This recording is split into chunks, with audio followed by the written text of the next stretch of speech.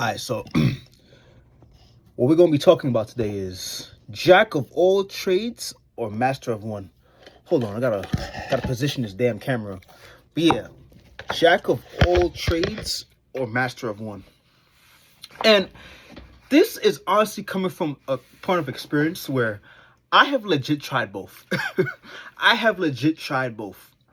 I'll probably say in my lifetime, I have tried every single thing you could possibly ever thought of. I've tried cutting hair. I've tried bartending. I've tried doing truck driving. Anything you can think of, I've tried in the past. And the truth of the matter is, what I come to realize is, when it comes to being a jack of all trades, I think in your personal life, that can be helpful. But let's think about like a real problem you have in your life right now. Let's think about a real life situation. When it comes down to like a very important event that you have to go to, and you have to gather your attire, you have to get a haircut, are you going to really sit there and think to yourself, I am a jack of all trades? If I want to optimize this specific scenario, I could do it myself. Are you really going to think about that? And what truthfully made me make this video was, I've been realizing, I've really been thinking a lot about, okay, how do most people make a lot of money? And ironically enough, that same week before that, my car broke down.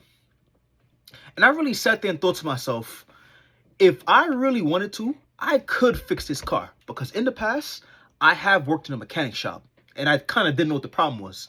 But I really sat there and thought to myself was, if I want to ensure that my car is fixed, and I want to ensure that this shit never happens again, what do?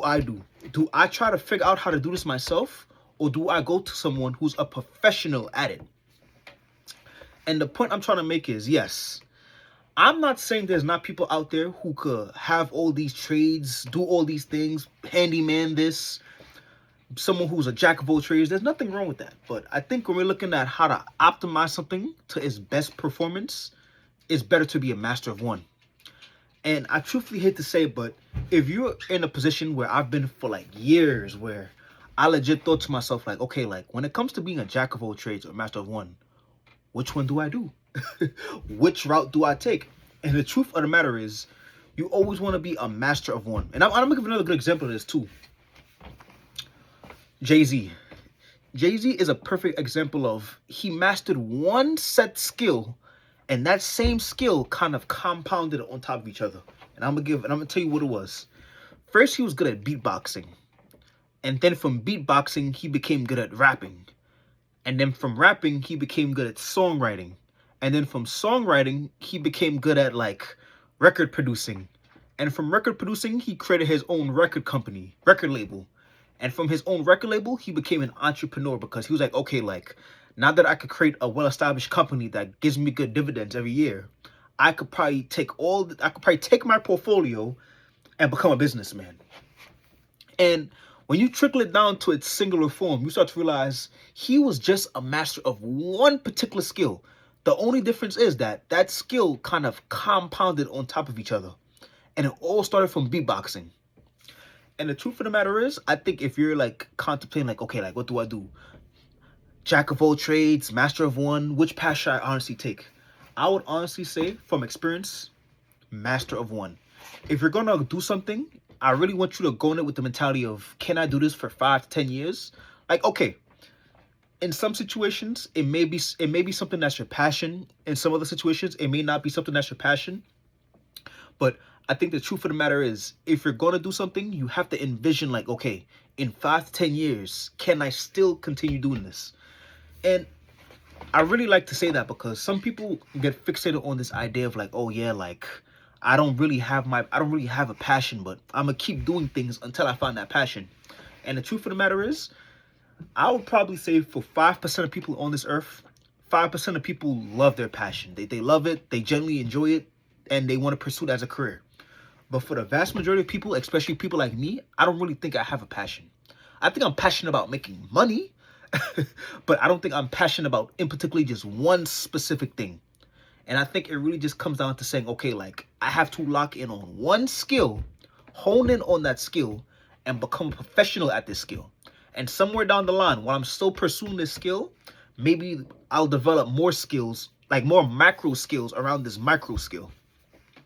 And this is why I said from the beginning, if you have an event and you want to put together, you know, a good haircut or a good suit or a good event, you're not going to be doing all those things yourself. If anything, you're gonna hire someone. You're gonna go to someone that's good with events. You're gonna go to someone that's good, that actually could cut hair better than you. You're gonna go to a tailor that could get a suit better than you. And the truth of the matter is, I genuinely do think that it's better to be a master of one skill. And I really like to think of this as in just like, there's nothing really detrimental about being a master of one skill, because when we look at people who's a master of like one skill, I'm gonna give another good example. Michael Jackson. He is a master at one specific skill, but the truth of the matter is, everyone considered him as a god. I think in most people's eyes around the time of Michael Jackson's height, most people genuinely thought that he could do no wrong. They generally thought like, okay, like this person, they read this man as like a god. And the truth of the matter is really coming from a place of he just mastered this one skill where not a single person on the earth around the height of his time could do. Maybe Prince, but other than that, it's kind of just like he became a master where it's just like he was number one. And the truth of the matter is, when you really look at like Michael Jackson's life, he wasn't necessarily good at a lot of other things. He legit said it himself. He was like, yo, like, I never really went to a grocery store again. I never really did this, that, and the third. Or even someone like Floyd Mayweather. He became good at one specific thing, boxing. But he can't even read or write. A man who can't even read or write is considered like, you know, one of the most successful men in the world, only for the simple fact that they mastered these one specific skills. Now, I really want y'all to take into account, I know I blabbered on for like a few minutes, but I really want you to take into account that if you just lock in on one thing and become the best at it, and you know there comes a point where no one can outperform you or no one can outcompete you, you're going to realize that you don't need to be a jack of all trades. You genuinely don't. I feel like in the world we live in now, you could outsource things very easily. The thing you just have to master is, though, you just have to master one specific skill. It doesn't have to be easy. It doesn't have to be a passion. It could be anything. But I'll need you to understand that when it comes to the simple task in your life, are you going to sit there and tell me that you prefer to do all these things by yourself? Because trust me, I know. I'm the kind of person that'll give myself a haircut, wash my own car, do my own laundry. And I really sat there and thought to myself, like, I don't genuinely want to do these things because I'm not really optimizing it to its best performance. Yeah, I wash my car, but it's like when I'm finished washing my car, I realize like, okay, like someone could have done a better job and I could have saved myself a lot more time and energy. So the truth of the matter is, just master one specific skill that you could continue, that you have to imagine doing this for the next 5 to 10 years. And that's all I have for y'all. I'm going to talk to y'all.